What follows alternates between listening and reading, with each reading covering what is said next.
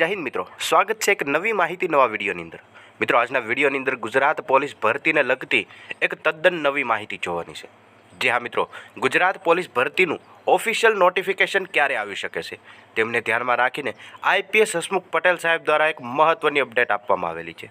તદુપરાંત આગળ વાત કરીએ તો પીએસઆઈ ભરતીના પણ નવા નિયમો જાહેર થઈ ગયા। તો આખરે આ નિયમોની અંદર કુલ કેટલા નિયમોની અંદર ફેરફારો થયા છે, તદુપરાંત પરીક્ષાના અંદર પણ કેટલા ફેરફારો થયેલા છે, આ તમામ માહિતી છે તે આપણે વિગતવાર જોવાની છે। માટે વિડીયોને ખાસ કરીને અંત સુધી અવશ્ય જુઓ। સૌ પ્રથમ પોલીસ ભરતીને ધ્યાનમાં રાખીને જોઈએ તો આખરે ભરતીનું ઓફિશિયલ નોટિફિકેશન ક્યારે આવશે તેમને ધ્યાનમાં રાખીને આઈપીએસ હસમુખ પટેલ સાહેબ દ્વારા એક મહત્વની અપડેટ આપવામાં આવેલી છે। જ્યાં મિત્રો તમે અહીંયા જોઈ શકો છો, પોલીસ સબ ઇન્સ્પેક્ટરના પરીક્ષાના નિયમો ડિક્લેર થઈ ગયા। ભરતી બોર્ડની રચનાનું જાહેરનામું તથા ભરતી કરવાનો આદેશ પણ ગૃહ વિભાગ તરફથી મળી ગયેલો છે। આ તમામ પ્રોસેસ છે તે હાલ પૂર્ણ થઈ ગયેલી છે અને ટૂંક જ સમયમાં ભરતીના નિયમો પણ બહાર પાડનાર છે।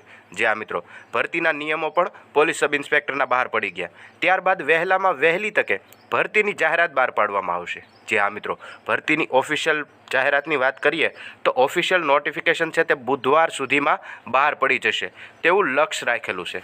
જે આ મિત્રો વાત કરીએ તો કોન્સ્ટેબલ ભરતીનું ઓફિશિયલ નોટિફિકેશન આ બુધવાર સુધીમાં ડિક્લેર કરી દેવામાં આવશે। આવી રીતની તદ્દન નવી માહિતી આઈપીએસ હસમુખ પટેલ સાહેબ દ્વારા પણ આપવામાં આવેલી છે।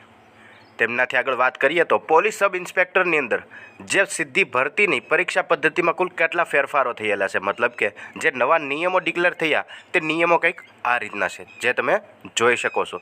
જેમાં શારીરિક કસોટી, પ્રિલિમ પરીક્ષા તથા મુખ્ય પરીક્ષા એમ કુલ અત્યાર સુધીમાં 3 તબક્કામાં પરીક્ષાઓ લેવામાં આવતી હતી, પરંતુ હવે એવું નહીં હોય।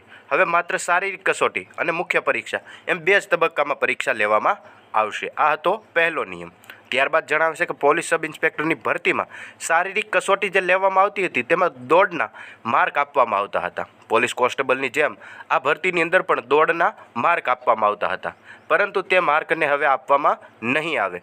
દોડ છે તે માત્ર ને માત્ર નિયત સમયની અંદર જ પાસ કરવાની રહેશે। જે આ મિત્રો દોડ છે તે પરફેક્ટ જે ટાઈમ આપ્યો હશે તે ટાઈમ પ્રમાણે તમારે ખાલી પૂર્ણ કરવાની રહેશે, તેમના કોઈ પણ જાતના ગુણ મળવાપાત્ર રહેશે નહીં।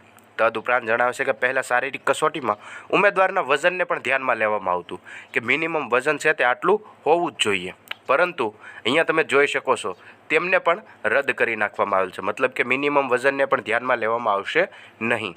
આ સિવાયના શારીરિક ધોરણો છે તે લોકરક્ષકની જેમ જ રાખવામાં આવેલા છે। જી હા મિત્રો, એલઆરડી કોન્સ્ટેબલ ભરતીના જે શારીરિક ધોરણો છે તેવી જ રીતે પીએસઆઈના પણ સેમ જ રહેશે। આવી રીતે શારીરિક કસોટીની જેમ જ હવે ફક્ત ક્વોલિફાઈંગ જ હશે, કોઈ પણ જાતના ગુણ આપવામાં આવશે નહીં। અને શારીરિક કસોટીમાં જે ઉત્તીર્ણ થયેલા ઉમેદવાર મિત્રો હોય તેમને ત્યારબાદની જે મેઇન એક્ઝામ આવે છે, જે લેખિત પરીક્ષા આવે છે, એમસીક્યુ વાઇઝ અને લેખિત આ પરીક્ષા આવે છે તેમાં તે ભાગ લઈ શકે છે। તેમના માટે તેને નિયત સમયમાં શારીરિક કસોટી કમ્પલસરી પૂર્ણ કરેલી હોવી જોઈએ।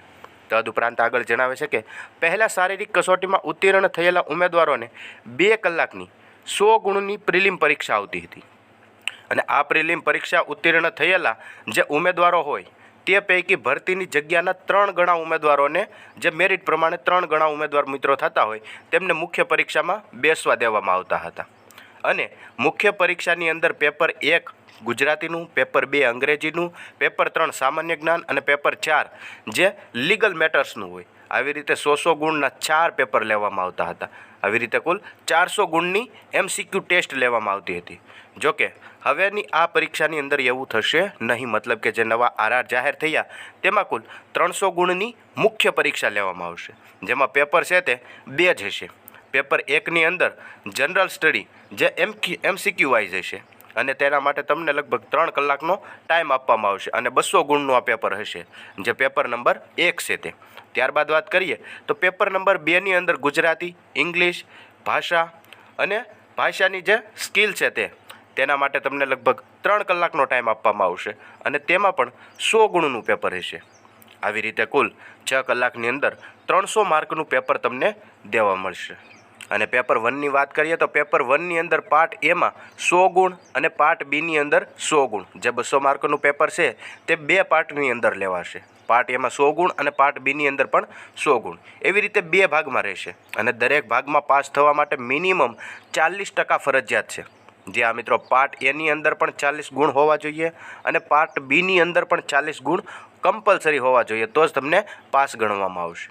તેવી જ રીતે પેપર 2ની વાત કરીએ તો પાર્ટ એની અંદર 70 માર્કનું હશે અને પાર્ટ બીની અંદર 30 માર્કનું. આવી રીતે પેપર 2 નંબર છે તે 100 માર્કનું થશે.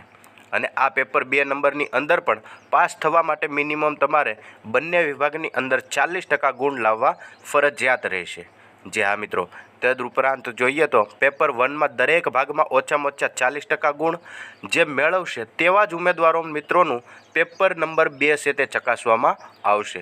મતલબ કે પેપર 1ની અંદર મિનિમમ પાર્ટ એની અંદર પણ 40 ગુણ હોવા જોઈએ અને પાર્ટ બીની અંદર પણ 40 ગુણ હોવા જોઈએ.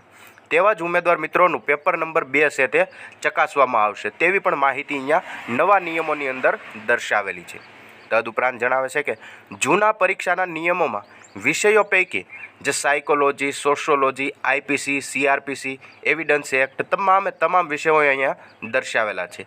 આ તમામ મુખ્ય વિષયો હતા, પરંતુ આટલા જે વિષયો અહીંયા દર્શાવેલા છે તે તમામ વિષયોને રદ કરીને નીચે મુજબના મુખ્ય વિષયો પણ રાખવામાં આવેલા છે. એટલે કે પાર્ટ એ અને પાર્ટ બી એવી રીતે નવો સિલેબસ પણ જાહેર કરવામાં આવેલો છે.